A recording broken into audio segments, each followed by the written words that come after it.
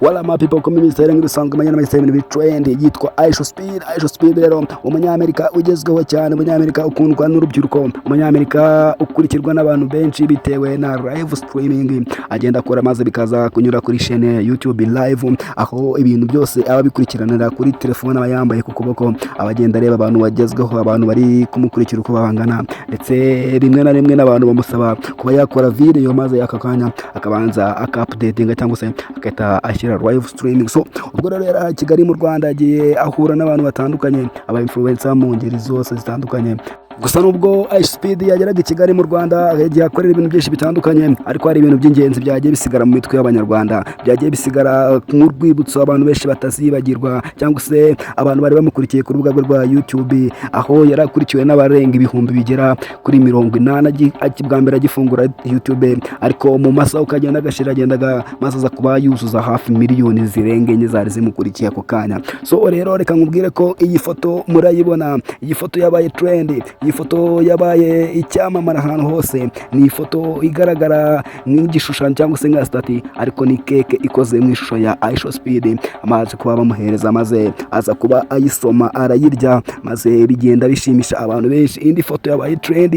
ni ifoto ya Ishospeed ubwo yinjiraga muri stade Amahoro yicaye kuri moto, maze akaza kuba azamura umutwe akitegereza muri stade Amahoro, maze akagenda areba abafana bari bahicaye ari benshi cyane, maze amashyi menshi atangira kuvuga, impundu zitangira kuvuga, abantu bose basakuriza icyarimwe bavuga ijambo rimwe gusa ngo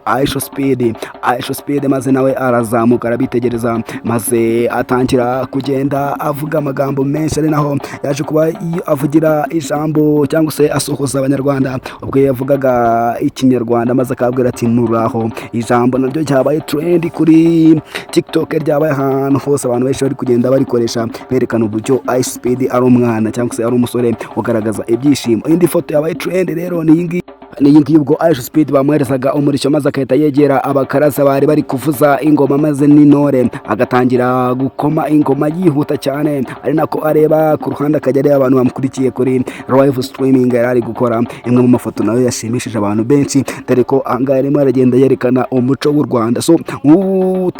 utabashije kandi kubona ino video, reka mwibutse ko ahangaha nabwo bamuhaye ingabo ndetse n'icumu, akagenda arushaho nawe kubyina yigana umuco w'abanyarwanda. Bamwita Ishospeed, umusore udasanzwe. Ibindi bintu yagiye akorera muri Kigali, yagiye ahura n'aba influencer nk'aho yahuye mu bita Rutambi, maze baza kuba barushanwa gukurura moto, maze bita Rutambi aza kuba muhiga. Yagiye kandi ahura n'abafana benshi batandukanye bagiye bamwereka amarangamutima, bamwe bareze, abandi baramuhobera, abandi bifuza kwifotoranya nawe ariko biranga, abandi bamukoraho, abandi baramwifotorezaho, abandi bakora ibishoboka byose ngo abashe basi kuba yaberekana ariko biranga. So ikindi kintu cyabaye rero bita Ishospeed ubwo yari ari mu modoka, yari yahuye kare n'umufana wa Bruce Melody wa Rwanda, waje yambaye rero umupira wanditseho Umunyakazi, ndetse mu mugongo hariho ifoto ya Ishospeed ari kumwe n'uwita Cristiano Ronaldo, dore ko ari no Ishospeed ari umufana ukomeye cyane Cristiano Ronaldo, ndetse muri uwo mupira handitseho ngo pop bigaragaza indirimbo ya Bruce Melody. So uwo bita rero Ishospeed ubwo yari ari mu modoka ye ari kugenda streaming n'ubundi nk'ibisanzwe,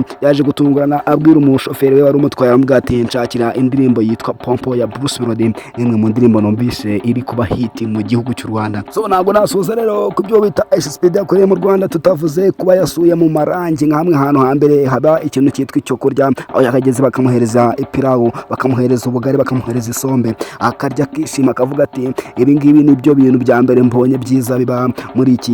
gihugu cy'u Rwanda, ndetse anavuga yuko kandi ngo u Rwanda aricyo gihugu cyiza agezemo mu bihugu byose yasuye. Bamwita Ishospeed.